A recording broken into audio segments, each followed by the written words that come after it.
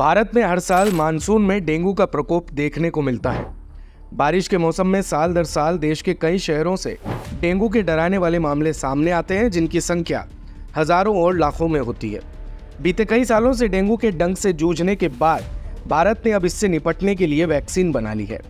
कमाल की बात यह है कि इसका क्लिनिकल ट्रायल तीसरे चरण में भी पहुंच गया है। डेंगियाल नामक इस वैक्सीन के संदर्भ में केंद्रीय स्वास्थ्य मंत्रालय ने बुधवार को बताया कि ICMR और पेनेका बायोटेक ने भारत में डेंगू की वैक्सीन विकसित करने के लिए तीसरे चरण का क्लिनिकल ट्रायल शुरू कर दिया है।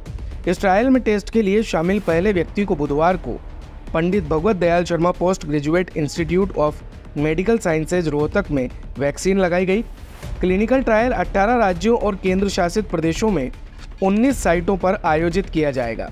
इसमें 10,335 से अधिक लोग शामिल होंगे। इस विषय पर केंद्रीय स्वास्थ्य मंत्री JP नड्डा ने कहा कि भारत की पहली स्वदेशी डेंगू वैक्सीन के तीसरे चरण के क्लिनिकल ट्रायल की शुरुआत डेंगू के खिलाफ हमारी लड़ाई में एक महत्वपूर्ण प्रगति को दर्शाती है। ये देशवासियों को इस बीमारी से बचाने के लिए हमारी प्रतिबद्धता को दिखाता है और वैक्सीन रिसर्च और विकास में भारतीय क्षमताओं को भी।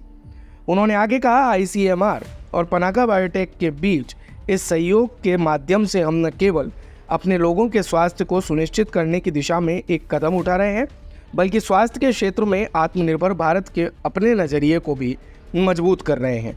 आपको बता दें कि इस समय भारत में डेंगू के खिलाफ कोई एंटीवायरल ट्रीटमेंट या लाइसेंस्ड वैक्सीन नहीं है। ऐसे में इसे डेवलप करना और लाइसेंस पाना भारत के लिए बड़ी बात होगी।